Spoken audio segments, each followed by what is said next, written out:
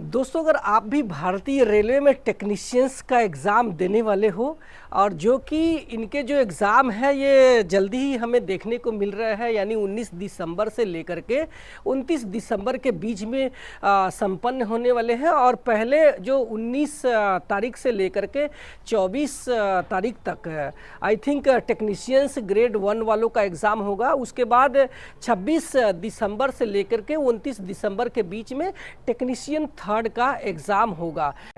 तो आपको बता दूं कि चाहे आप टेक्नीशियंस ग्रेड 1 का एग्ज़ाम देने वाले हो, चाहे टेक्नीशियंस ग्रेड थर्ड का, और चाहे आप टेक्नीशियन ग्रेड थर्ड में चाहे आप आईटीआई से दे रहे हो या फिर 12th physics chemistry math base पर यानी सिग्नलिंग और टेलीकम्युनिकेशन डिपार्टमेंट में देने वाले हो, आपका आते हैं सिटी इंटीमेशन स्लिप या फिर आपका सिटी इंफॉर्मेशन स्लिप या जिसको बोलते हैं ई कॉल लेटर। तो आपको बता दूं कि जब भी आपका एग्ज़ाम होगा, जैसे मान लीजिए कि आपका एग्ज़ाम 26 दिसंबर को है, तो आपका जो सिटी इंफॉर्मेशन स्लिप है ये 16 दिसंबर को डाउनलोड होगा।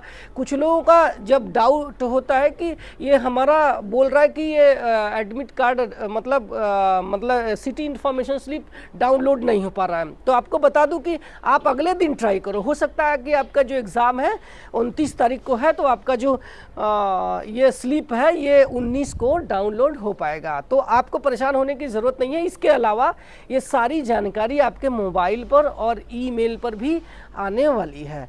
तो जब आप इसको डाउनलोड कर लेते हैं तो आपको अपने पास रख लेना है। और जो कैंडिडेट SC ST में आते हैं उसको अपने नियरेस्ट जो रिजर्वेशन ऑफिस है वहाँ अपने आधार कार्ड, कास्ट सर्टिफिकेट और अपना जो सिटी इंटीमेशन स्लिप है वो और एक फ़ोटो लेकर के चले जाना और रेलवे का रिजर्वेशन फॉर्म लेना और उस पे फॉर्म भर करके उनको दे देना। आप रिजर्वेशन भी करा सकते हैं और जाने आने का ये आपके सेकंड क्लास स्लीपर का पास भी रहेगा। तो ये आपका ये हो गया सिटी इंटीमेशन स्लिप। उसके बाद आपके 4 दिन पहले एग्ज़ाम डेट से आपका एडमिट कार्ड जो कि एग्ज़ाम हॉल में लेके जाना है उसको आपको डाउनलोड करके और आपको लेके चले जाना है। इसके साथ में 2 ID प्रूफ ले लेना, क्योंकि रेलवे वहाँ पे आपके ID प्रूफ चेक कर सकती है, जिसमें एक आधार कार्ड और दूसरा आपका कोई भी पैन कार्ड या फिर वोटर कार्ड या फिर पासपोर्ट या फिर कोई भी, या फिर आपके पास ये सब नहीं है तो 10वीं का जो मार्कशीट है उसमें अगर आपकी फ़ोटो लगी है तो वो भी एक आई कार्ड के रूप में आपका चल जाएगा। इसको आपको लेके चले जाना है। और एग्ज़ाम हॉल पे जाने से पहले कोशिश ये करो कि आपका जो रेस्ट है अच्छे से हो जाना चाहिए, आपकी नींद होना चाहिए, ये सुनिश्चित कर लेना। नहीं तो आप जल्दी जल्दी में गए या फिर आधी रात को यात्रा करके गए और आपने नींद पूरी नहीं किया तो एग्ज़ाम में आप थोड़ा डिस्टर्ब रहेंगे, तो आपको आते हुए सवाल भी मिस हो सकते हैं। तो ये तो हो गई हमारी रेस्ट। कोशिश ये करना कि उस एग्ज़ाम सेंटर पे आपको 1 घंटा पहले पहुंच जाना है। अब बात करते हैं आपके एग्ज़ाम हॉल में जब आप एंट्री कर जाते हो सक्सेसफुली, तो आपको वहाँ पे शांति से बैठना है, ज़्यादा किसी से बात करके अपनी एनर्जी को लॉस नहीं करना है। अब बात करते हैं क्वेश्चंस का। तो आपके जो है कंप्यूटर पे यानी कि CBT होने वाले हैं, यानी कंप्यूटर बेस्ड टेस्ट होने वाले हैं। कोई ऑफलाइन का एग्ज़ाम होगा नहीं। आपके मॉक टेस्ट में आपने प्रैक्टिस कर लिया है। तो जब रेलवे आपके जो एग्ज़ाम के क्वेश्चंस कंप्यूटर पे अपलोड कर देगी तो आप पाएंगे कि चाहे आप टेक्नीशियंस ग्रेड 1 दे लो, चाहे आप टेक्नीशियंस ग्रेड थर्ड दे लो, तो आप पाएंगे कि आपके सामने 100 सवाल है जिसके लिए आपको 90 मिनट दिए जाएंगे। टेक्नीशियंस ग्रेड 1 में मैथमेटिक्स रीजनिंग के साथ साथ कंप्यूटर के सवाल आएंगे। इसके अलावा उनमें बेसिक साइंस एंड इंजीनियरिंग के सवाल आएंगे। इसके अलावा उनका जनरल अवेयरनेस के सवाल आएगा। इसमें टेक्निकल पोर्शन बिल्कुल भी नहीं है। तो आपने अच्छे से तैयारी कर लिया होगा, ऐसा मैं उम्मीद करके चलता हूँ। ठीक है, तो अब बात ये आती है कि हमें कैसे उस एग्ज़ाम को पास करना है। तो मैंने बता दिया कि ALP के एग्ज़ाम में बहुत लोगों के पास टाइम कम पड़ गए थे, और क्योंकि इन लोगों ने जो टाइम का है मैनेजमेंट करना नहीं सीखा।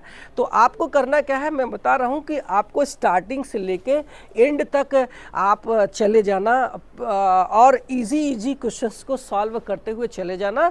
उसके बाद आपके पास जो टाइम बचता है तो आप हार्ड क्वेश्चंस पे अपने टाइम को देना है। ठीक है, तो ये तो हमारा जो है एग्ज़ाम में कैसे आपको क्वेश्चंस को सॉल्व करना है। अब बात करते हैं कि एटलीस्ट कितने स्कोर आपको करना चाहिए जिससे कि आपका जो एग्ज़ाम है क्लियर है होना चाहिए। तो आपको बता दूं कि पहले आप ईमानदारी से जितने सही सवाल आते हैं, आप ज़्यादा कट ऑफ के चक्कर में आप तुक्का मत मार देना, नहीं तो पता चला कि जो क्वेश्चंस आपको आ रहे होते हैं उस क्वेश्चंस के सही आंसर में से आपके जो मार्क्स है वो निगेटिव मार्किंग के वजह से चले जाते हैं, जिसमें अच्छे धुरंधर लोग भी अपने जो मार्क है वो गंवा देते हैं। तो आपको तुक्का ज़्यादा नहीं लगाना है, सोच समझ के लगाना है। जैसे दो जो क्वेश्चंस के जो ऑप्शंस है उसमें अगर डाउट है तो आपको वहाँ पे रिस्क लेना चाहिए, बट ज़्यादा इस पे नहीं, 8-10 क्वेश्चंस पे रिस्क आप ले सकते हैं।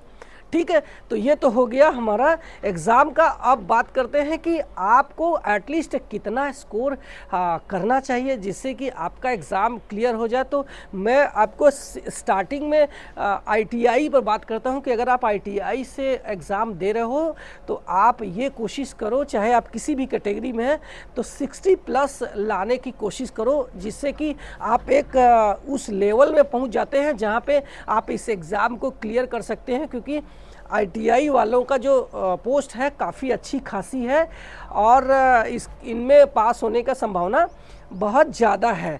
तो ये तो हो गया टेक्नीशियंस ग्रेड 3, वो भी आईटीआई पर।